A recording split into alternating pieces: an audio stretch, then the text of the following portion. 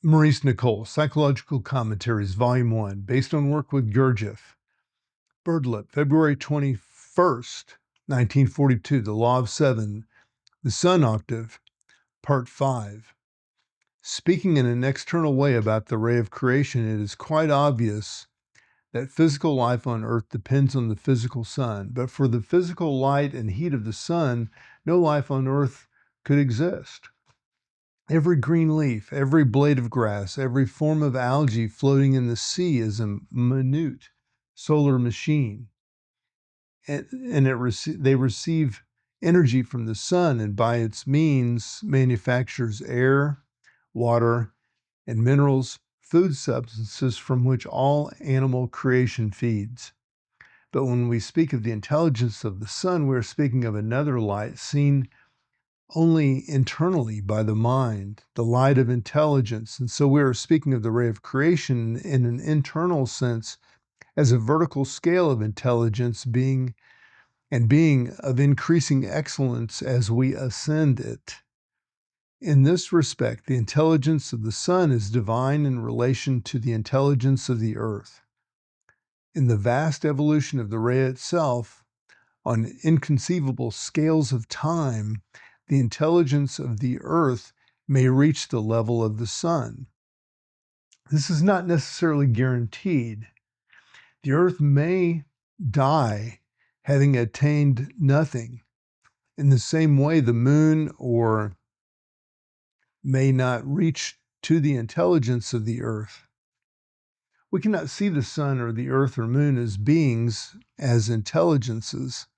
One reason is that we see them as cross-sections of themselves, as mere circles in the sky, just as two-dimensional beings whose world was limited to a larger sheet of paper would see a man only where he cut their plane, namely as a circle, as a slice of the man, such as we see in the book of anatomy. But from the standpoint of the system, the moon is a growing and developing being, and in time may attain to the same level of being as the earth. Then near it, a new moon will appear, and the earth will become its sun. At one time, the sun was like the earth, and the earth like the moon. And earlier still, the sun was like the moon. The work teaches that the whole universe is evolving, and this means that our ray, with our moon, our earth, planets, and sun, is evolving, as well as the infinite number of other rays. But parts of our ray may fail at the allotted period of time to have reached the necessary stage of development, and so they will be destroyed. As was said, if the evolution of man depended on the evolution of the total ray of creation itself that reaches us, his chances would be remote. Insofar as man is part of organic life and organic life serves the purposes of our ray, his evolution would be held back until the process of the cosmic evolution of the moon and earth and the planets and the sun above us had been fulfilled. But man has other chances, special chances, which are due to the small octave from the sun in which he is created, for man is specially created. In this small octave, he can rise or fall. He can reach the level of the sun or fall to the level of the moon. Fully developed man, that is man number 7, has reached the intelligence of the sun. He has attained full development and is under only 12 laws. So for him, there is freedom. For all freedom is gained by the rising in the vertical scale of creation and so passing under fewer laws. And at the same time, number 7, man has attained immortality on the scale of the life of the sun. You have already heard many times that there are different levels of man. To speak of man is not enough. Which man do you mean? People living on Earth can belong to very different levels. Just as there are different levels of man, so there are different levels of the universe regarded as a vertical scale of being or scale of intelligence. The intelligence of the sun is divine to us on the earth.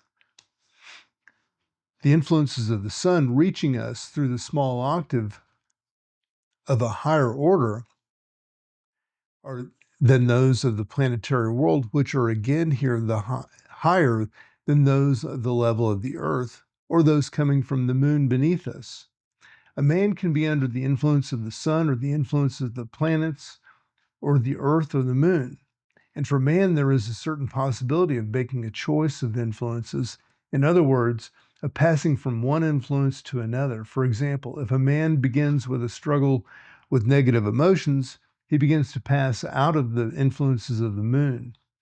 If a man remembers himself and begins to pass first under planetary influences and eventually under the influences of the sun. But he must learn to make an inner choice, and to do so, he must know a great deal about himself and about different eyes in him and about parts of centers. The influence of the sun reaches higher centers. But when a man lives in a mechanical part of the centers, he is under far lower influences. You must understand one thing. It is impossible to become free from one influence without becoming subject to another. All work on oneself consists of choosing the influence to which you want to subject yourself and actually falling under this influence. And here, by long observation, you must know what you want in this respect.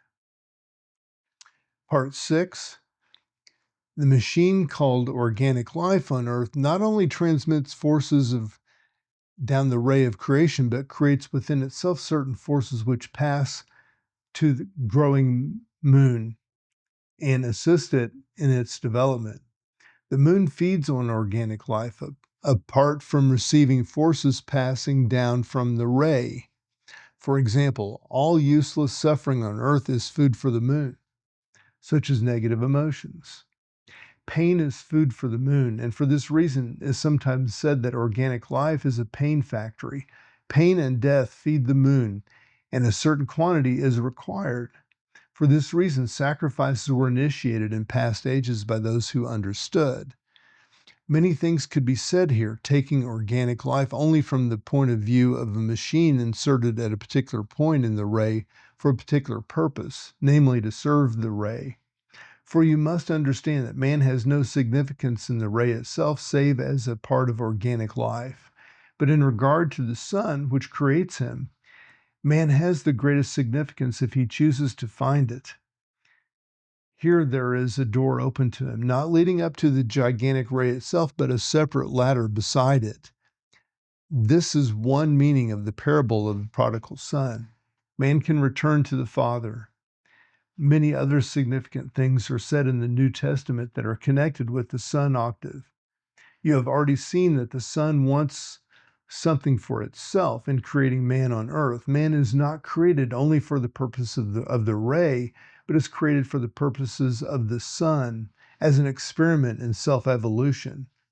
Unless the self-evolution of man is fulfilled in sufficient numbers, the sun will not receive what it wants and will not be satisfied. Let us take one out of the many parables in this connection in the Gospels. A certain man had a fig tree planted in his vineyard, and he came seeking fruit thereon, and found none. And he said unto the vine dresser, Behold, these 3 years I come seeking fruit on this fig tree, and find none. Cut it down. Why doth it also cumber the ground? And he answering saith unto him, Lord, let it be alone this year also, till I shall dig about it and dung it. And if it bear fruit thenceforth, well, but if not, thou shalt cut it down. That's from Luke 13, verses 6 through 9.